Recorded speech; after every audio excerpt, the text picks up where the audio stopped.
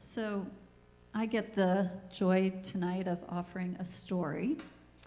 And we do this on the second Friday of each month, which is a family Shabbat. And I hope that we have families watching from home as well as in the sanctuary. But I think adults as well as kids enjoy a story.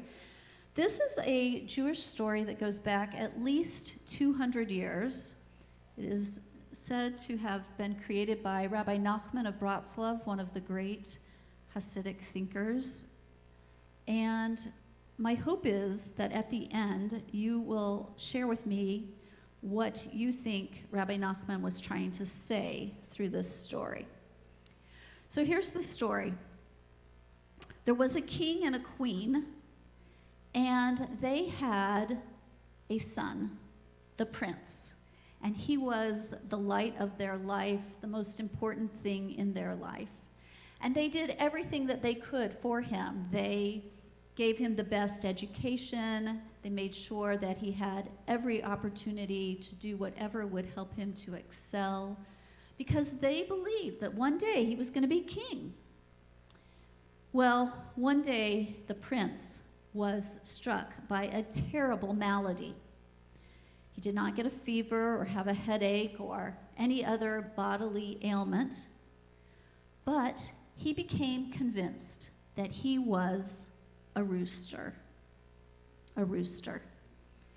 He took off all of his clothes and he crouched down on the ground and he put his arms like they were wings and he began to caw and to cackle and to crow. And he wouldn't eat food at a table. He would only eat corn and on the ground, and he would peck at it like he was a rooster. And at night, he would sleep on the ground. And he stopped talking any human language. He would just crow and caw. And anyway, you can imagine the king and queen were beside themselves. And so they called the best doctors in the whole kingdom to come and fix their son. And they tried, and everything that they could think of, they did. Nothing. It didn't work. He remained convinced he was a rooster. Well, then they reached out to the best doctors in the neighboring kingdoms, and they too failed to be able to help this son. After this, they went to the sorcerers, the magicians, the healers. Nobody could figure out what to do about the prince. Well, finally, there was a knock at the palace gate, and a wise man asked to be given an audience with the king. And he came to see the king, and he said, "King, I think I might be able to cure your son, the prince." And the king said, "Really? Really? What medicine do you have? What way are you going to do it different than all the others that have been tried?" And the wise man said, "Look, all I'm asking for is 7 days. Give me 7 days with the prince, and let me try my way." "Okay," said the king. So the next day, this wise man came to settle in for 7 days. And he was led to where the prince was living, a room in which the prince was pretty much existing just under a table for the most part, just kind of hopping around, crouched down. And the wise man took off his clothes, and he crouched down, and he just sat there with the prince. And finally, the rooster prince, in his most roosterly voice, said, "Who are you? Who are you?" And the wise man said, "I'm a rooster. I'm a rooster. What do you think?" And the rooster prince sort of smiled and said, "Me too. Me too." And so they sat there together, and they ate corn together, pecking it off the floor, and they slept on the floor together. And the rooster prince began to feel that he had a friend. And the next day, he started to kind of follow this wise man around, this other rooster, and just do whatever that man did. So finally, on the third day, the wise man came out from under the table. And over the course of the day, he stooped less and less till he was standing up. He still kept his arms bent like a rooster and crowed like a rooster and ate the corn off the ground. But he was standing up. And the rooster prince, seeing this, followed the wise man and also began little by little to stand up.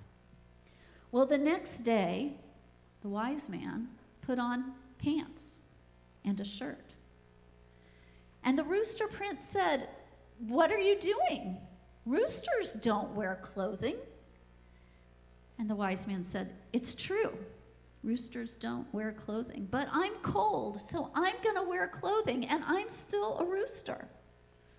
Well, this made as much sense as anything to the rooster prince. So he too put on clothing. The next day, when it was time to eat, the wise man asked for a real meal, and he sat down at the table and ate it, and so did the rooster prince. And you know, after many, many, many days of eating just corn, the food tasted mighty good. That night, the wise man said to the rooster prince, "You know, I'm tired. I'm going to sleep in a bed tonight. There's no reason that a rooster can't sleep in a bed." Well, the rooster prince thought about this, and he couldn't think of any reason why a rooster couldn't sleep in a bed. So he too went and slept in his bed. The next day, the wise man began to discuss matters of life with the rooster prince, telling him his goals and what he thought life was about. Well, the rooster prince was having none of this. He said, "No, roosters don't think. Roosters just get to live and be taken care of." And the wise man said, "Well, how do you know? A rooster maybe does think. Maybe we can think about what matters in life." And together they began to have a good conversation. Well, the seventh day came, and it was time for the wise man to leave. And he and the prince had become friends now. And the wise man said to the rooster prince, "I'll tell you something. Roosters are sometimes slaughtered. So it might be better to pretend that you're a prince. And as a prince, you can do what you want. You can make the world better. You can be generous. You can do a lot of good things." And the wise man left. And from that day on, the prince acted like a prince, and he grew up to be a good and generous king. And nobody knew that he was really a rooster. So it's a fun story, but I also think, Rabbi Nachman didn't just tell it for that reason. So if you're Rabbi Nachman, what do you think? What is the message or a message from this story?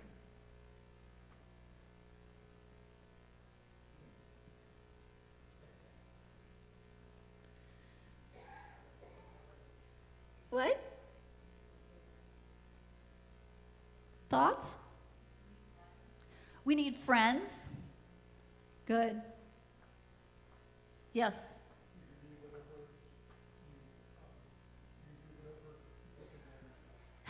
You can be whatever you put your mind to. Okay, what else? I know some people think of this as a story about pedagogy. What might it teach as a teaching tool?